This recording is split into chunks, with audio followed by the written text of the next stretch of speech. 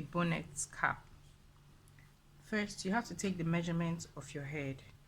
The measurement of my own head is 22 inches and I added 6 inches to make it 28 inches. So round here is 28 inches, but these unfold, so 14 one side and 14 on the other side. Now for the height of the cap, depending on how full your hair is, my hair is not so full, so I made it 16 inches,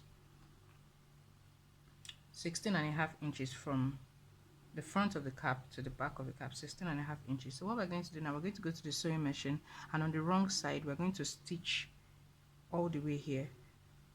We'll stitch all the way here, then we get back. We've stitched it. What we're going to do now, we've done our stitching round the cap.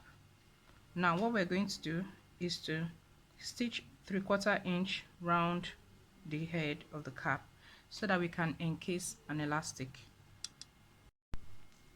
So we've gone ahead, we've stitched, but we have to leave like a 1 inch hole to fix the elastic.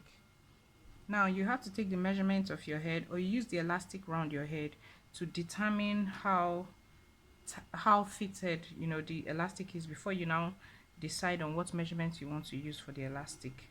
So after that, I'll fix my elastic here. But what I'll do now is I'll take a measurement of about 9 inches upward from this length to this place, 9 inches. What I'm going to do is I'm going to make some pleats. I'm going to make some pleats, maybe a 1 inch pleat, for that 9 inches that I measured. I'll make pleats and I will stitch the pleats. I'll go to the sewing machine and I'll pleat, and stitch the pleats.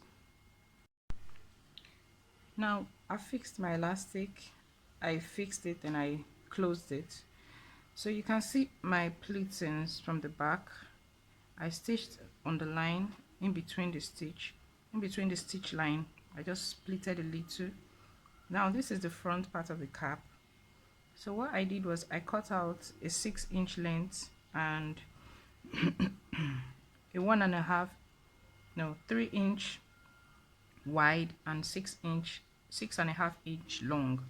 In other words, it's 6.5 inch long and it's 3 inches wide. By the time you close it and you stitch, it will remain about 1.25 inch.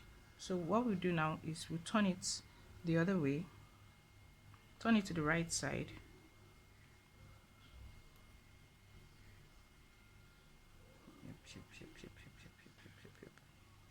Perfect. Okay, yes, on the right side now. So what I'll do is, this is the back line. I'll come to the tip of this part and I will just stitch on it. So this will be facing up, this line, the stitch line will be facing up, so I will stitch this here.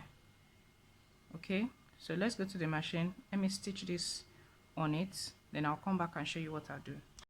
So as you can see, I've stitched it on here. So what I'm going to do is I'm going to pull it forward.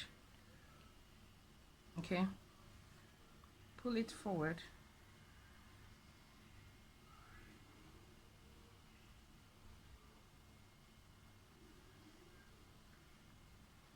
and stitch it back on this same point where I stitched it at the front side.